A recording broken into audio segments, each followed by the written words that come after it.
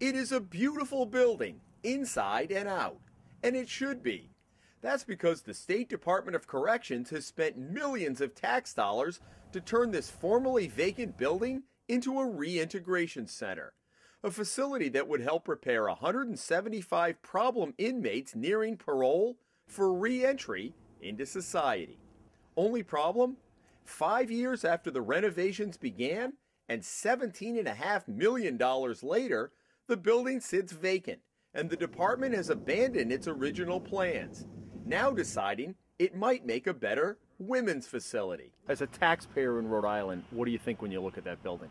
Oh, it's been a waste. Ken Rivard is a spokesman for the Correctional Officers Union, which opposed the facility from the outset, not only because of the cost. We were taking inmates from maximum and medium that were our worst inmates, so to speak, because they couldn't qualify for minimum, and put them in a facility that didn't even have doors on the bedrooms.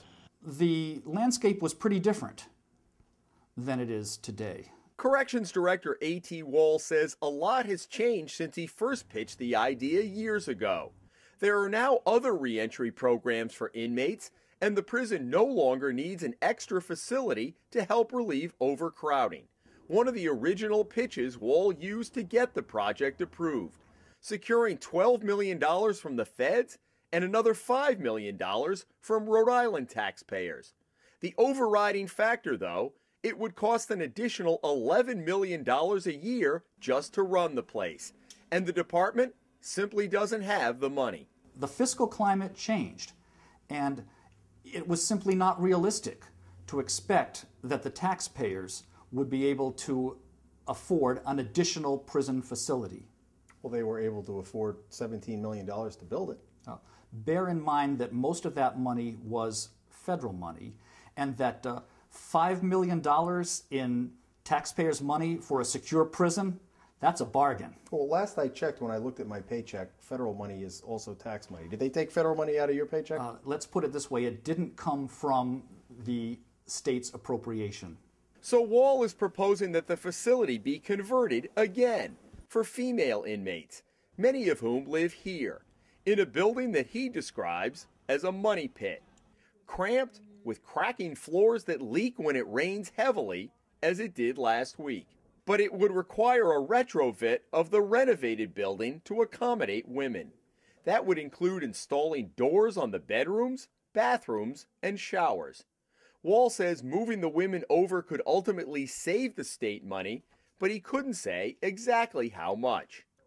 We got a tour of the facility this week, and it's clear why it costs $17 million. The building is first class, with attractive common areas, security cameras everywhere, and a kitchen that would leave many a chef drooling.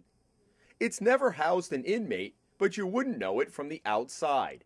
We observe lights on in broad daylight and at night, even though the building sits vacant in an off-the-beaten-path section of the prison complex. The director says heating the building and having it lit at night is a move to protect the state's investment. An investment whose future is still up in the air. The Department of Corrections will need approval from the administration, from the General Assembly, and more money in order to actually convert this into a women's facility. The director says if all goes according to schedule, he's hoping the first inmates can walk through the door about a year from now. That's 6 years after the original construction began. In Cranston, Jim Hummel for the Hummel Report.